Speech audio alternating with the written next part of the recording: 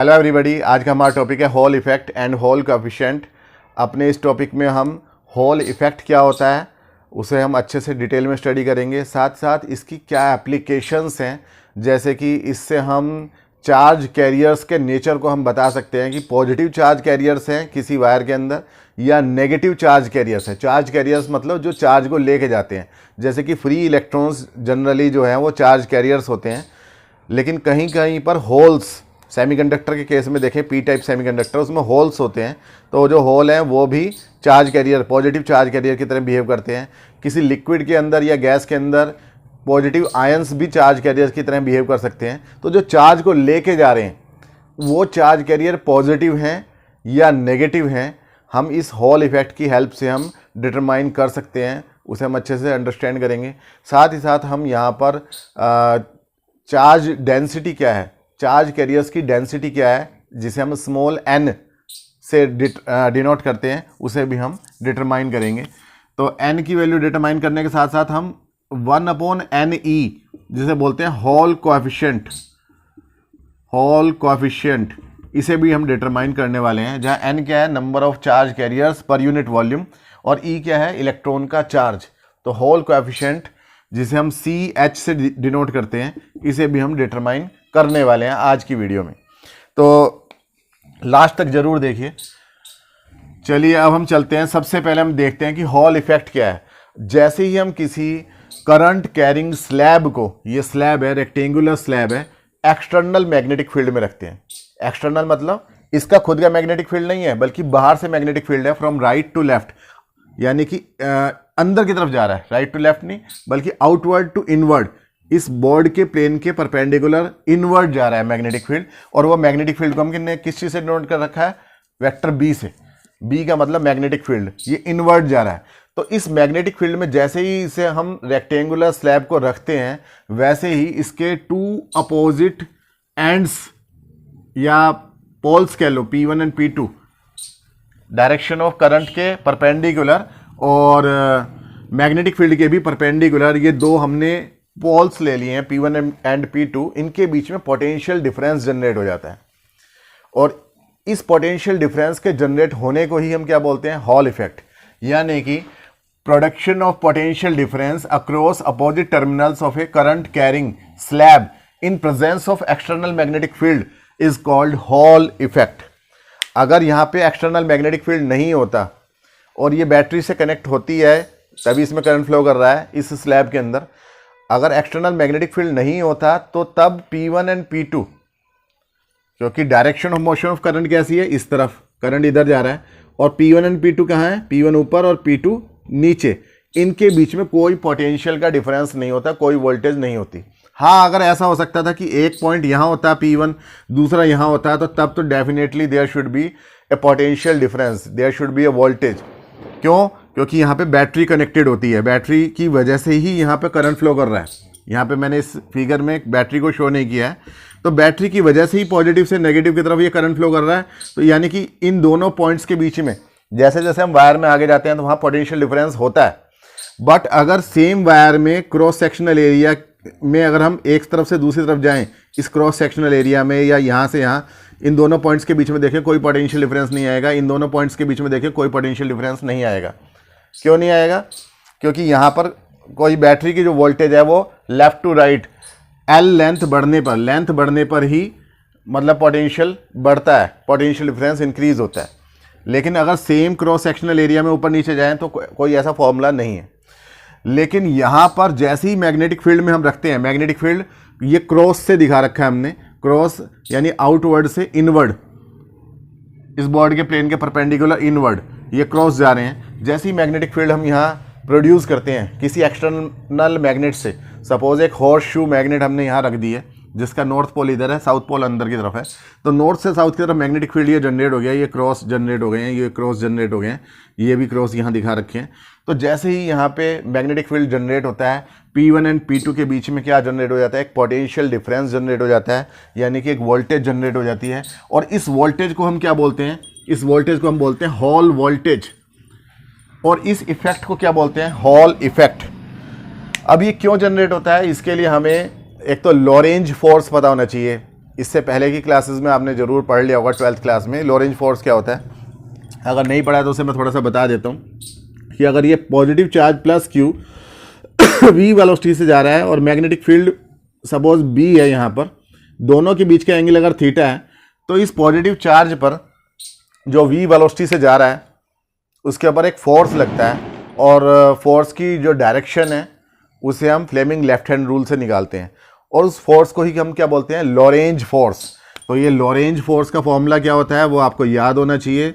Lorentz force होता है F equal to q vector V cross vector B।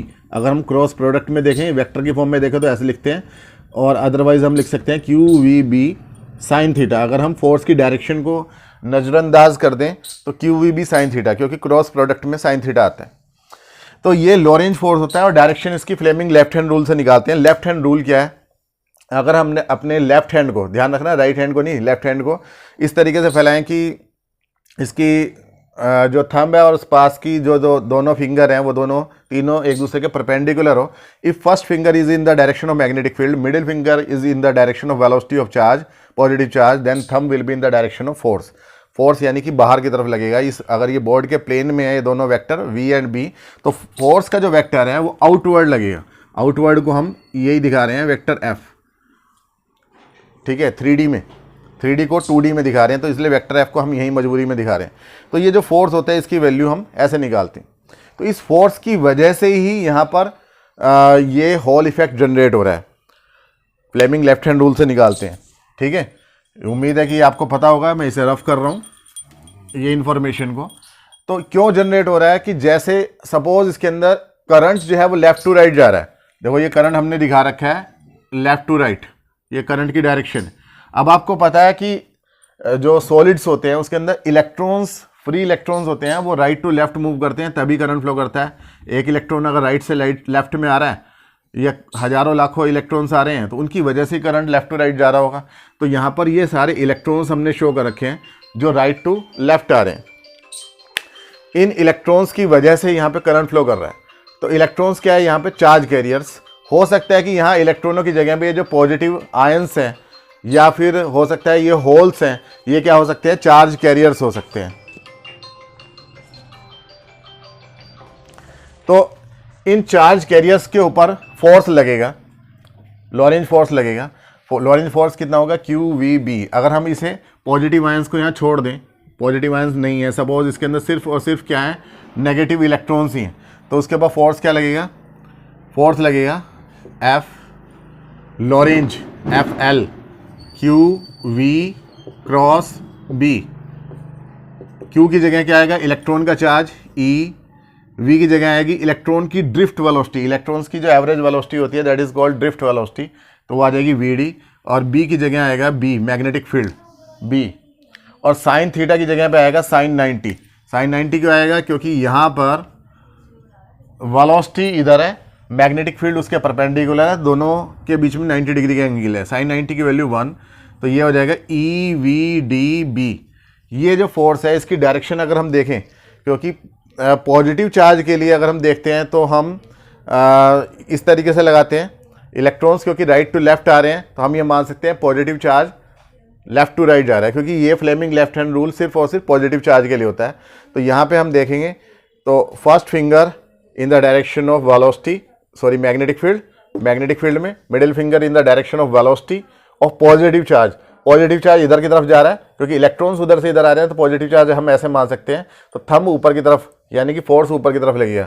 ऊपर की तरफ लगने की वजह से ये जो इलेक्ट्रॉन्स हैं ये हल्का सा इस तरफ को टर्न कर जाएंगे, और इस वाले फेस के ऊपर, ऊपर वाले फेस के ऊपर आके एक्यूमुलेट हो जाएंगे, इकट्ठा हो जाएंगे। तो यहाँ पे नेगेटिव चार्ज इंक्रीज हो जाएगा, और जिधर नेगेटिव चार्ज कम है वहाँ पर क्या माना जाएगा, पॉजिटिव चार्ज। तो इस नेगेटिव और पॉजिटिव के बीच के जो पोटेंशियल डिफरेंस है वही क्या है, आपकी हॉल वोल्टेज है। तो यहाँ पे एक इलेक्ट्रिक फील्ड जनरेट हो जाएगा पॉजिटिव से नेगेटिव की तरफ। इलेक्ट्रिक फील्ड को हम दिखाएंगे कैपिटल ई हॉल।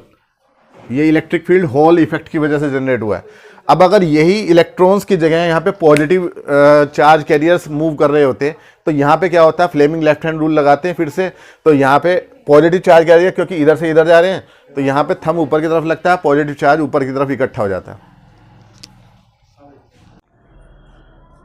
तो इस तरीके से हम देखते हैं कि अगर positive charge left to right जा रहा है तब भी फ्लेमिंग लेफ्ट हैंड रूल लगाएंगे, तो फोर्स की डायरेक्शन क्या होगी यहाँ पर, अपवर्ड। पॉजिटिव चार्ज के ऊपर की तरफ फोर्स लगेगा, यानी कि ऊपर जो पॉइंट P1 है वो पॉजिटिव हो जाएगा और P2 पॉइंट नेगेटिव हो जाएगा।